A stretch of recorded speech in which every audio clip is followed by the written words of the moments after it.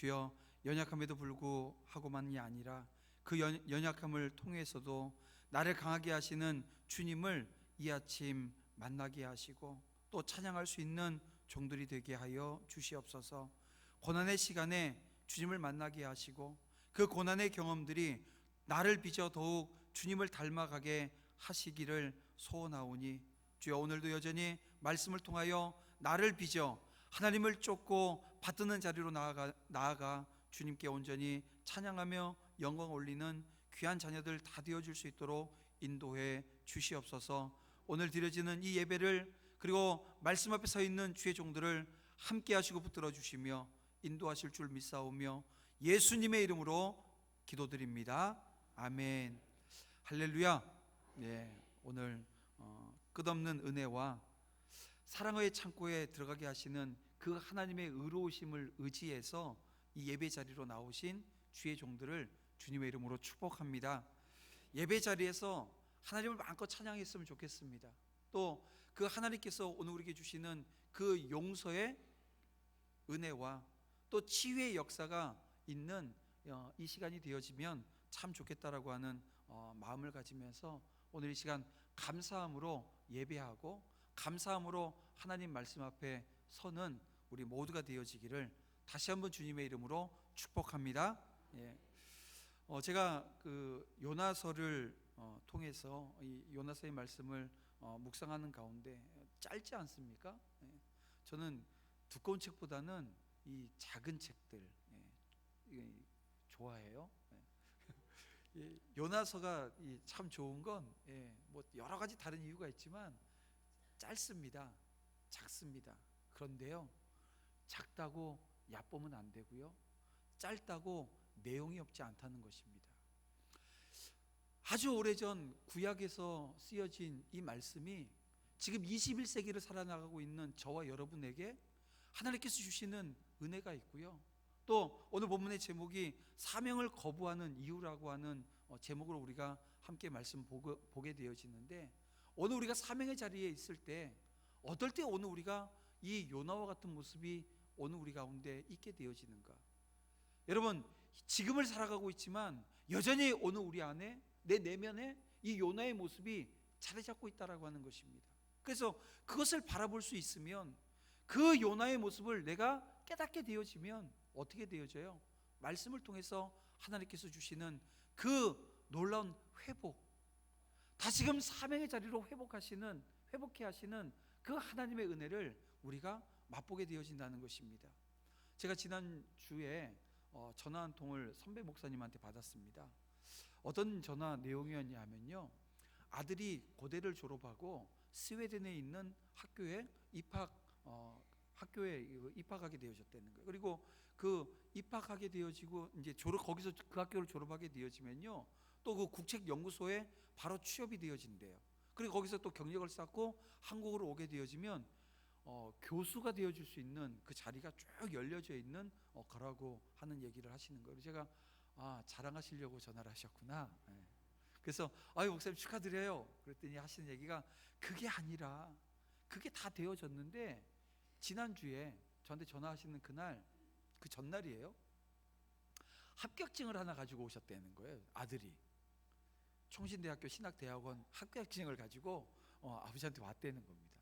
아버지, 제가 신학교 합격을 했는데요, 신학을 하겠습니다. 목회의 길을 가겠습니다.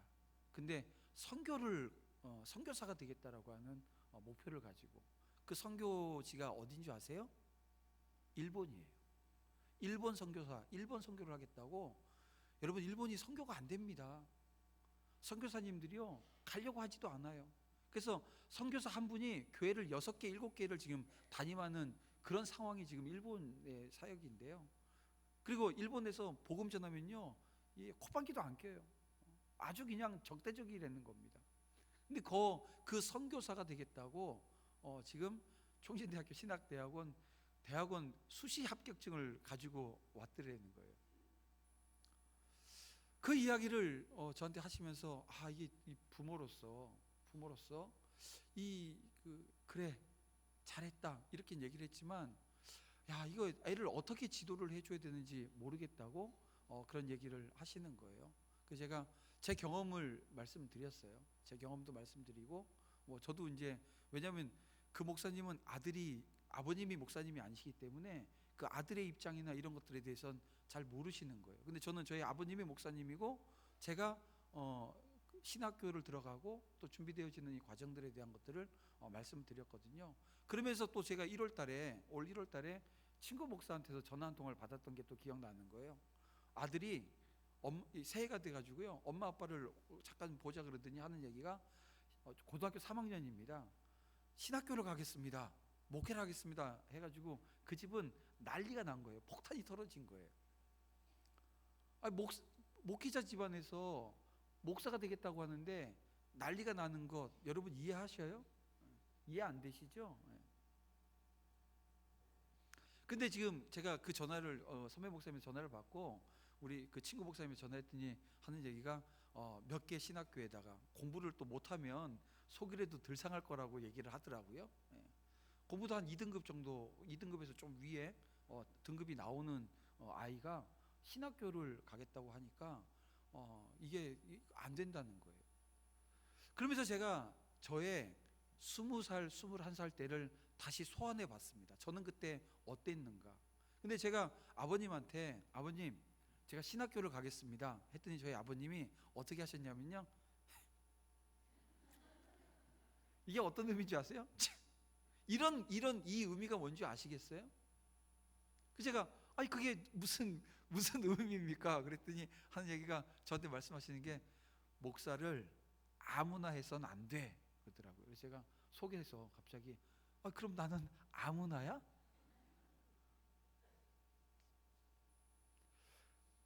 아버님이 저한테 제가 목회의 길을 가겠다라고 했을 때 이 얘기를 하셨어요. 목회가 뭐 힘들다, 목회가 뭐 먹고 사는 문제가 뭐 해결이 안 된다, 너무 어렵다, 목회가 너무나도 뭐 성도들하고 관계 속에서 치인다, 뭐 이런 것을 가지고 하시는 게 아니라 목회는 사명으로 가는 거야. 목회는 영혼을, 생명을 살리는 그 귀한 일에 앞에 서 있는 선장과 같은 역할을 하는 거라는 겁니다. 그래서 그 역할을 아무나 하려고 하면 안 된다는 거예요. 그러니까 제가 아무나가 되지 않기 위해서 어떻게 해야 됩니까? 열심히 해야 되는데 들어갈 때도 뭐 다시 제가 반복해서 그런 얘기들은 안 할 건데요. 그렇게 가서 제가 신학교를 졸업을 하고 목사가 되어져서 가는 이 과정에서 그때 주셨던 말씀, 사명이라고 하는 것, 내게 하나님께서 주신 사명이라고 하는 것, 여기에 대해서 다시 한번 새기게 되어진다는 겁니다. 저는 사실 목회자로 처음 신학교를 가서 제가 했던 그 목회 방향은요, 이렇게 로컬 처치에서 목회하는 목회가 아니었습니다. 저는요, 문화사역자가 됐으면 좋겠다라고 하는 꿈을 갖고, 왜냐하면 제가 어릴 때부터 참 잘 까불었거든요. 그러니까 사람 앞에서 사람을 웃길 줄 알고 유쾌하고, 근데 이 강단에 서면 그 유쾌함이 싹 사라져 버리잖아요. 아주 그냥 막 이 돌직구를 날려야 되고, 상처가 되는 얘기인 줄 알면서도 해야 되는 상황이 있고, 그런 행동을 또 제가 서슴없이 그냥 해야 되는 상황들을 하는데요. 이게 제가 이렇게 여린 것처럼 보이시죠? 안 그래요? 제가 상당히 여립니다. 그래서 그런 거 한번 있고 그런 얘기를 한번 듣게 되어지면 상처는 안 받는데요, 몇 날 며칠 그것 때문에 기도하고 제 자신을 돌아보고 하는 과정들을 겪어요. 그런데 참 재미있는 건 언제 그랬냐는 식으로 또 제자리로 돌아가 있는 저의 모습을 보면서 때로는 자괴감을 느끼기도 합니다. 근데 이 목회 길이라고 하는 것이 제자리로 돌아가는 게 아니라 하나님께서 원하시는 사명의 자리로 계속해서 가려고 되돌리는 그런 과정이어야 된다라고 하는 거예요. 자, 오늘 제가 요나서를 보면서 왜 이렇게 저의 20대 초반 신학교를 들어가고 사명 감당하려고 하는 그 자리에 들어섰을 때 왜 그때의 모습을 다시 한번 떠올리게 되어지냐 하면, 그때가요 가장 열정적이었던 것 같아요. 그때는요 설교 제가 처음 그 신학교 들어가서 사역을 시작할 때 어디를 가더라도요 설교하는 게 저는 두렵지가 않았어요. 왜냐하면 뭐라 그러냐면 어디를 펴도 설교가 가능하다. 이게 공부도 안 하고 책도 안 보면서 심지어는 성경도 제대로 안 보고 있으면서도 그 자신감, 이게 열정이라고 하는 거짓말로 포장되어져 있었던 그때의 모습을 떠올리면서도 또 한쪽으로는 주님을 위해서 내가 무엇이든지 할 수 있습니다 라고 고백했던 그 시간들을 소환해내는 거예요. 다시 떠올려 보는 거예요. 그래서 그때의 모습과 지금 나의 모습이 어떻게 변화되어져 있는가, 이걸 여러분 우리 계속해서 발견하고 들여다보지 못하면 오늘 우리는요 엉뚱한 길에, 엉뚱한 자리에, 그 엉뚱함이라고 하는 것이 잘못되어지고 하나님의 뜻과 반하는 그 자리에 오늘 우리가 서게 될 그런 가능성이 여전히 우리 가운데 놓여져 있다는 것입니다. 그래서 오늘 우리가 이 요나서를 통해서 하나님께서 주신 그 사명을 거부하는 그 때가 언제인가라고 하는 것을 우리가 한번 들여다보기를 원하는 거예요. 그 자리를 다시 한번 생각해보고 내가 그 자리에 혹여 있지는 않은가 한번 살펴보기를 원하는 것입니다. 요나서를 놓고 보게 되어지면 여러분 뭐가 생각나세요? 저는 요나서 하게 되어지면 요거 지금 지우자고 얘기하는 거예요. 뭐냐면 요나서 생각하게 되어지면 요런 겁니다. 큰 물고기가 한 마리가 있고 그 물고기 속에 한 아이가 이 책상 요거 하나 딱 해놓고 거기다 촛불 하나 켜놓고 무릎 꿇고 손 모아서 기도하고 있는 모습, 요 모습이 우리 아이들 그 유치부 또 유년부 아이들에게 보여진 요나의 모습이거든요. 근데 오늘 우리가 그 모습을 기억하면 안 되고요, 그 모습은 지워내고 이 요나의 본질적인 모습, 그 내면의 모습을 우리가 한번 따라가 보면서 오늘 우리의 모습을 한번 생각해보고 발견해봤으면 좋겠다는 것입니다. 여러분 오늘 본문 1절과 2절 상반절을 보게 되어지면 요나가 누구인지에 대해서 간략하게 소개를 합니다. 아미떼의 아들이라는 거예요. 그리고 하나님의 말씀이 요나에게 임하였다는 것입니다. 그리고 요나에게 니느웨로 갈 것을 명하시는 내용이 기록되어져 있습니다. 이러한 본문의 말씀은 단순한 것이지만 이 요나서가 어째서 기록되었는지, 또 이 요나서에 함의되어진 주제가 무엇인지라고 하는 것을 함축해서 오늘 우리가 볼 수 있는 대목입니다. 우리가 알듯 요나서는 하나님께서 요나라고 하는 선지자를 불러서 그에게 니느웨에 가서 감당할 사명을 주시고 그가 일시적으로 하나님의 명을 거부하기는 했지만 결국 그가 그 일을 감당해요. 니느웨에 가서 그들의 죄를 지적을 해요. 마침내 니느웨가 그 죄를 지적하는 그 지적에 회개를 합니다. 그 내용으로 구성되어져 있어요. 이후 우리가 요나서 후반부 내용을 통해서 확인할 수 있는 내용은 니느웨가 비록 하나님의 백성을 괴롭히는 이방 아수르의 수도이지만 하나님을 믿지 않는 불경한 자들로 가득 차 있는 도성이었지만 그곳에는 좌우를 분별하지 못하는 유아들만 12만 명이 그 가운데 있었다는 것입니다. 그래서 이 성읍을 하나님께서는 그냥 멸절케 하기에는 가련한 성읍으로 하나님이 보셨다는 거예요. 여러분 이 아버지의 마음, 이 하나님의 마음을 여러분 오늘 우리가 회복해야 될 줄로 믿습니다. 악해요.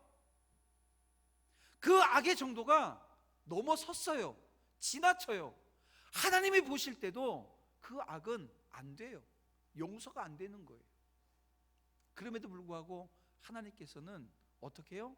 가련한 성읍으로 하나님이 다시 한번 회개할 수 있는 기회를 아버지께서 주시겠다라고 하는 거예요. 이 아버지의 마음을 믿음의 종들이 알아야 된다는 것입니다. 그래서 오늘 우리가 원수예요? 원수라 할지라도 그 원수를 하나님께서 어떻게 보고 계시는가? 라고 하는 것을 오늘 우리가 헤아려야 된다는 것입니다. 그래서 여러분, 그 과정들, 이 아버지의 마음을 헤아려야 되는데, 보세요. 이 선지자라고 하면 이 마음을 가장 먼저 헤아려야 되는 사람 아닙니까? 하나님께서 회개를 선포하라고 하면 어떻게 해야 돼요? 가서 회개를 선포해야 됩니다. 그것이 선지자라면 기꺼이 해야 될 사명입니다. 설사 요나 개인의 입장에서 본다고 한다면 달갑지가 않아요. 그래서 하나님의 명령이지만 절대 복종할 수 없을 것처럼 보이는 일이라 할지라도 반드시 해야 되는 것, 그것이 사명이었다는 것입니다. 하나님께서 요나가 어떤 마음을 품고, 요나가 어떤 생각을 가지고 있고, 요나가 어떤 가치관을 가지고 있는지에 대해서, 국가관이 어떤 것이고 다 알고 계셨어요. 그럼에도 불구하고 그에게 그 사명을 주셨다라고 하는 것입니다. 그런데요, 하나님께서 요나에게만 그런 사명을 주신 게 아니라는 것, 시대마다 하나님의 사람들에게 하나님은 사명이라고 하는 것을 주셨습니다. 구약에도 그랬고 신약에도 그랬고 오늘을 살아가고 있는 저와 여러분에게도 동일한 사명이라고 하는 것을 주신다는 겁니다. 여러분 생각해 보세요. 노아에게 하나님께서 어떤 사명을 주셨습니까? 방주를 지으라는 거예요. 저기 남해 바다에 가서 방주를 지어라, 동해 바다 가서 방주를 지어라 하면 괜찮은데, 그 내륙에 있는 지리산 꼭대기 위에다가 방주를 지으라 그러면 짓겠냐고요. 사람들이 일반적으로 가지고 있는 생각은 그건 정신 나간 생각입니다. 미친 생각이라고 아마 판단을 할 겁니다. 그런데요, 하나님께서 노아에게 말씀하시니 노아가 어떻게 해요? 순종해서 방주를 짓습니다. 이게 사명이라는 거예요. 아브라함에게 창세기 12장에 보면 하나님께서 아브라함에게 찾아가셔서 뭐라고 말씀하세요? 내가 내게 지시할 땅으로 가라.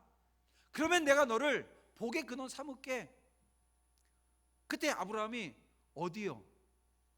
주소를 좀 가르쳐 주세요.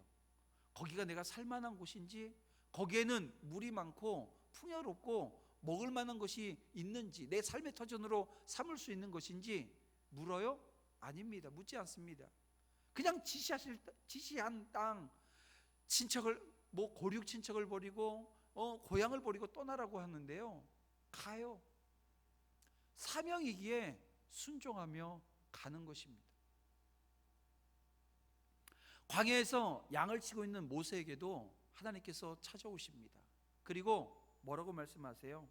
모세에게 애굽에서 고통당하고 있는 동족들에게 가서 그들을 구원해내라고 말씀하셨습니다.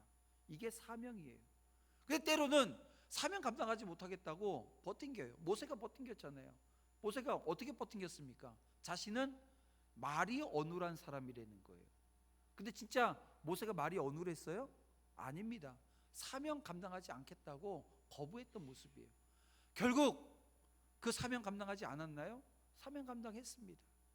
하나님께서는 그렇게 하나님의 선지자들, 이 선견자들을 통해서 주의 일을 감당케 하셨다는 것입니다. 여러분 신약에도 마찬가지예요. 배타적 선민 의식에 사로잡혀 있어서 이 구원의 복음을 이방 땅에 전하기를 꺼려하는 이 베드로에게 하나님께서는 강권적으로 그를 붙들어다가 어디로 끌고 가세요? 고넬료의 집으로 가게 하셔요.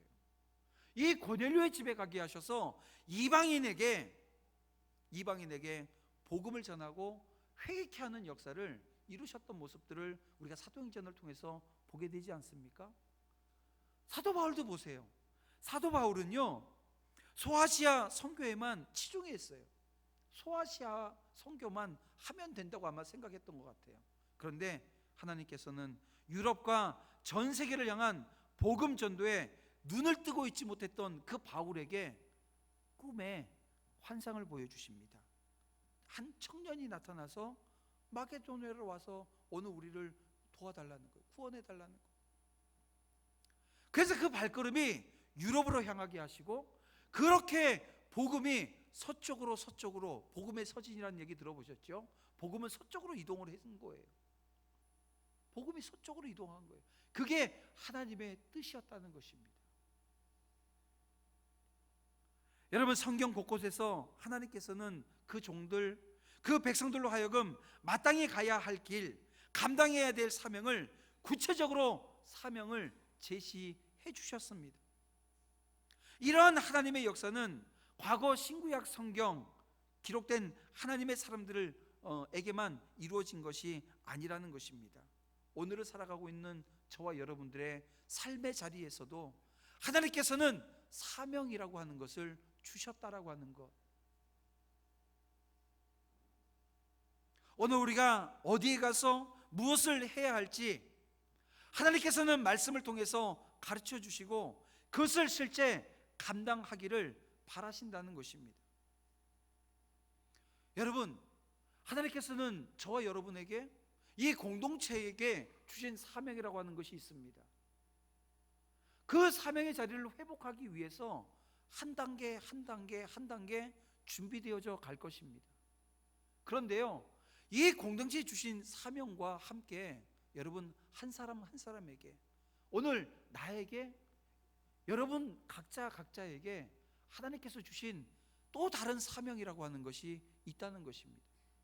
그리고 그 사명은 공동체 속에서 그 사명을 함께 이루어내는 거예요. 이 공동체 의식이 없으면 내 사명 따로, 공동체 사명 따로의 모습이 나오게 되어집니다.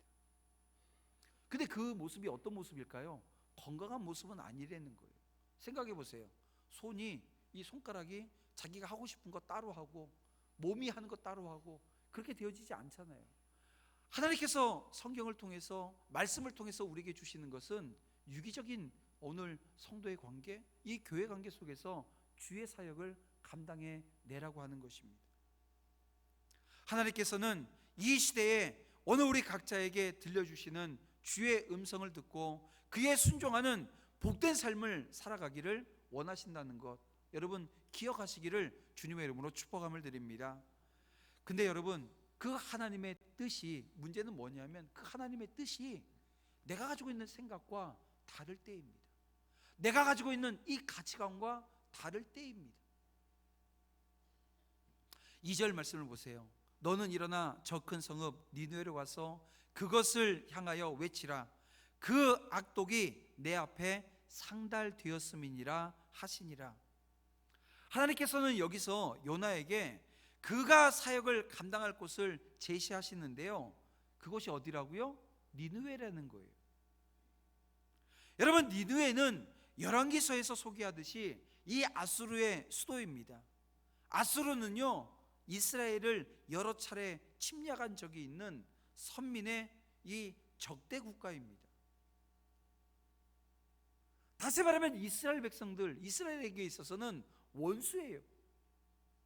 그런데 하나님께서는 요나에게 생각만 해도 치가 떨리는 그 나라에 가서 선지자로서 하나님의 말씀을 전하라는 것입니다.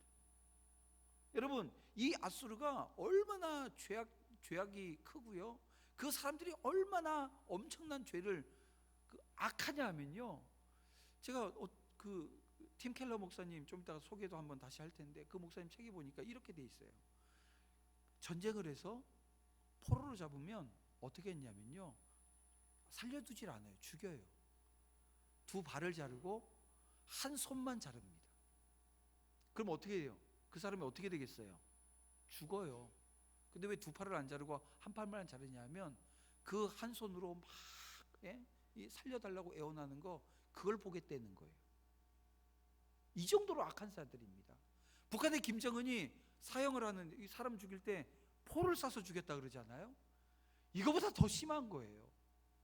이거보다 더 심한 것이 지금 아수르 안에 있었던 모습이었습니다.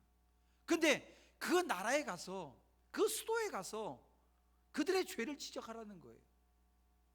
여러분, 선지자이기에 지금 요나가 다시스로 도망가는 게요, 다시스로 가는 게, 여러분, 내가 니느웨에 가서 복음 전하다가 그들에게 죄를 지적하다가 나 죽으면 어떡할까? 목숨의 안전이 보장되어지지 않았기 때문에 지금 니느웨로 가지 않고 다시스로 가겠다는 것이 아닙니다. 선지자예요. 선지자이기에 목숨을 내놓을 수 있는 그런 위치 자리에 서 있었습니다. 그럼에도 불구하고 이 지금 요나가 니느웨로 가지 않고 다시스로 가는 이유는요, 이겁니다. 자신의 생각과 자신이 가지고 있는 이 민족주의적인 한계, 이걸 지금 벗어나지 못한 거예요. 하나님께서 지금 이 니느웨에 가서 그들의 죄를 지적하라고 하시는 그 내용이 무엇인지 그 이유를 이 요나 선지자는 알았다는 것입니다. 그것이 무엇입니까? 바로 하나님께서 니느웨에 가서 그들에게 회개를 촉구하라고 하시는 것은 그 니느웨를 향한 자비의 마음, 그 니느웨를 향한 긍휼, 여러분 이것이 있었다는 거예요. 그래서 자기가 가서 복음을 전하면, 자기가 가서 회개를 촉구하면, 그래서 니느웨가 회개하는 것, 이거 자기가 용납이 안 되는 거예요. 용납이 안 되는 거예요. 그래서 지금 니느웨로 가지 않고 다시스로 가겠다는 것입니다.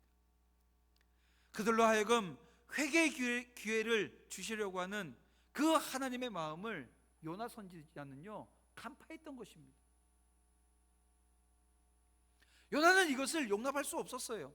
그래서 그는 니느웨로 가지 않고 다시스라고 하는 니느웨와는 정반대의 방향을 향해서 가게 되어진 것입니다. 여러분, 요나가 가지고 있던 문제점이 여러분 이것입니다. 자기가 원하는 것, 자기가 바라지 않는 것, 자기 생각과 뜻에 거슬리는 것이라고 한다면 그것이 하나님의 뜻이라고 하더라도 물리치고자 했던 거예요. 이것이 요나가 가지고 있었던 가장 큰 문제였습니다. 진정 하나님을 경외하고 하나님의 선하심과 진실하심과 의로우심을 믿는 자, 하나님의 창조주 되심과 자신의 피조물 되어짐을 인정하는 자, 하나님의 지혜로우심과 또 자신은 한계가 있는 인간이라고 하는 것을 인정하는 그런 자는 비록 자신의 생각과 자신의 판단과 자신의 뜻과 어긋나는 것처럼 보인다고 해도 하나님의 말씀이면 어떻게 해요? 먼저 순종하는 것이 맞습니다. 심지어는 손해가 되어져요. 내 삶이 어그러져요. 내 삶이 해집어져요. 하지만 그 모든 것을 감수하고 하나님의 뜻에 순종하기를 주저하지 않는다는 것입니다. 오늘 말씀에서 보여주는 이 요나의 면모와 여러분 오늘 나의 면모를 비교했으면 좋겠습니다. 오늘 우리 안에, 오늘 나에게 하나님의 말씀이 임했음에도 불구하고 하나님, 이건 내 생각과 내 지금 처지와 내 환경과 내가 지금 기대하는 것과 내가 마음에 원하는 것과 맞지 않아요. 그래서 만약 거부한다고 한다면 여러분 그것은 불순종 아닙니까? 여러분 이 불순종은 우리가 성경을 통해서 보잖아요. 어리석은 거예요. 참 안타까운 일이 아닐 수가 없습니다. 하나님을 신뢰하는 자도 아니지만 하나님의 말씀에 순종함으로 말미암아 오게 되어지는 축복들, 이것과 정말 무관한 삶을 살게 되어진다는 것입니다. 사랑하는 성도 여러분, 오늘 우리가 정말 이 요나서를 보면서 이 요나의 과정을 보면서 우리가 함께 생각해 봐야 될 그것은 하나님과 거리를 둔다라고 하는 것, 이것이 어떤 것을 의미하는가를 분명히 알아야 된다는 것입니다. 여러분 3절 말씀을 보게 되어지면 그러나 요나가 여호와의 얼굴을 피하려고 일어나 다시스로 도망하려 하여 욥바로 내려갔더니 마침 다시스로 가는 배를 만난지라 여호와의 얼굴을 피하여 그들과 함께 다시스로 가려고 배싹을 주고 배에 올라버립니다. 여러분, 여호와의 얼굴을 이 비유적인 표현을 한 건데요, 여호와의 얼굴, 이것이 무엇입니까? 하나님의 임재를 상징하는 것입니다. 요나가 가고자 했던 다시스는 팔레스타인 땅을 중심으로 동쪽편에 위치해 있는 거예요. 느느웨는 서쪽입니다. 정반대 쪽에 지금 가겠다는 거예요. 육지로 가야 되는데요, 배 타고 가고 있어요.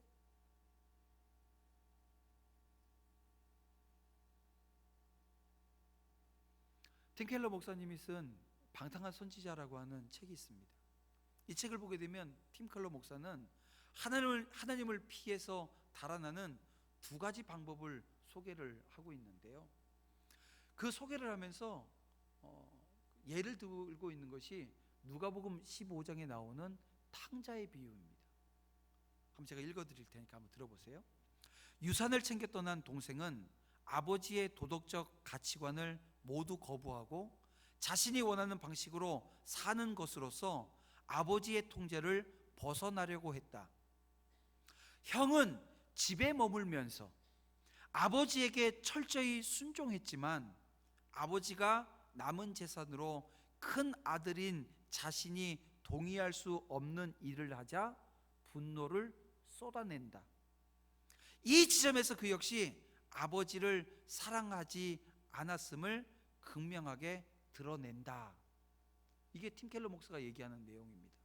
무슨 얘기냐면요, 두 아들이 있었는데요, 이 두 아들이 하나님을 다 떠난 자들이, 아버지를 다 떠난 자들이라는 거예요. 작은 아들은 불순종으로 떠났고요, 큰 아들은요 순종하는 것처럼 하고 있었지만 그 순종을 가장해서 하나님을 떠나 있었다는 것입니다. 그러면서 이런 주장을 해요. 큰 아들이 아버지에게 순종한 것은 사랑해서가 아니라는 거예요. 순종이 아버지에게 감정적인 부채감을 준다는 겁니다. 왜냐하면 둘째 아들은 떠났잖아요. 모든 유산을 받았고 떠났잖아요. 큰 아들은 거기 남아 있으면서 아버지, 나는 아버지한테 남아 있어요.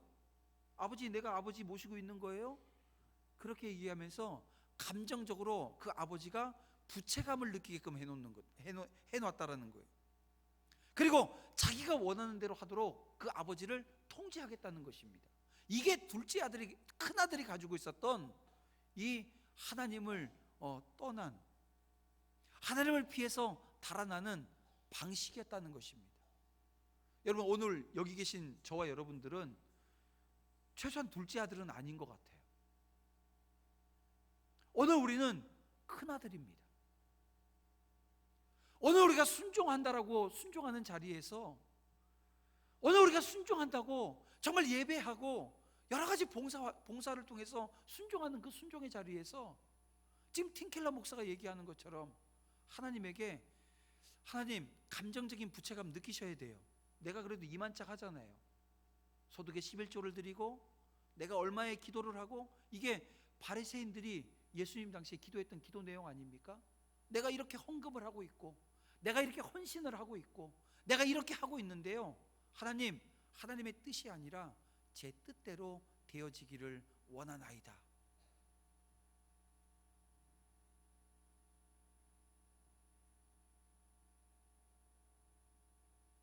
겉으로는 하나님께 순종하는 것처럼 보여도 하나님이 아니라 누구를 위해서요?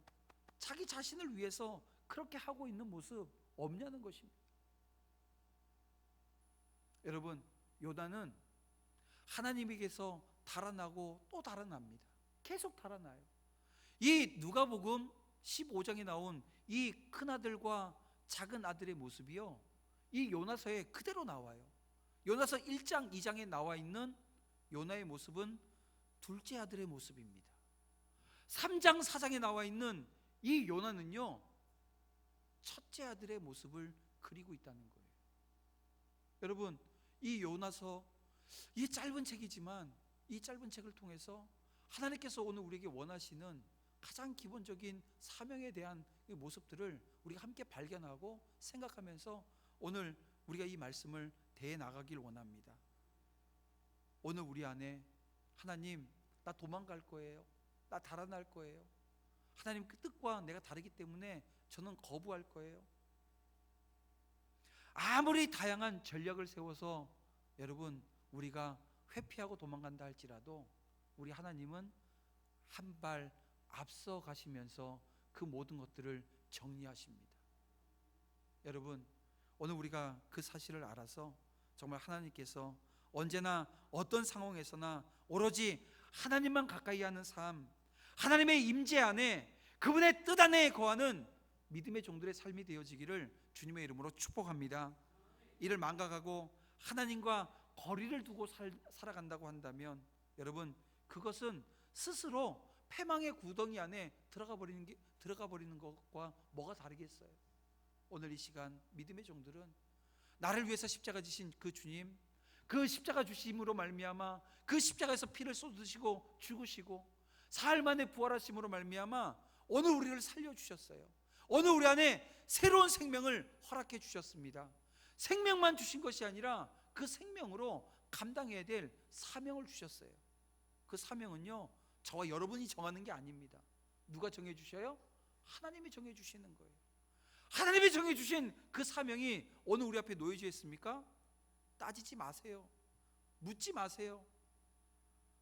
왜 그 사명 앞에 자꾸 오해합니까? 왜 그 사명 앞에 자꾸 뒷걸음칩니까? 왜 사명 앞에 요나처럼 이런 모습으로 서 있습니까? 만약 그런 모습이 있다고 한다면 이 요나서를 통해서 자기 자신을 들여다보고 자기 자신을 헤아려 보고 말씀으로 자기 자신을 읽어서 여러분 온전히 아버지께서 원하시는 그 아들의 모습, 그 아버지께서 원하시는 그 딸의 모습으로 하나님 앞에 다시 서는 은혜가 있기를 주님의 이름으로 축복합니다. 기도드리겠습니다. 사랑과 은혜가 풍성하신 아버지 하나님, 감사합니다. 인생의 성패, 우리 삶의 흥망을 결정짓는 절대적인 기준이 여전히 오늘 우리 안에 있는 것이 아니라 하나님께 가까이 함이라고 하는 것을 저희들이 다시 한번 깨닫게 하여 주시옵소서. 하나님의 뜻을 헤아리고 그 뜻에 순종하며 하나님, 오늘 마지막 때에 사명이라고 하는 이 두 글자 앞에 무릎 꿇는 믿음의 모든 종들이 되어줄 수 있도록 주여 인도해 주시옵소서. 이제 시작되어진 한 주간도 하나님 은혜 가운데 사명이라고 하는 그 큰 대명제 앞에 자신의 모습을 헤아려낼 수 있도록 아버지 하나님께서 인도하시고 붙들어 주실 줄로 믿사오며 예수님의 이름으로 기도드립니다.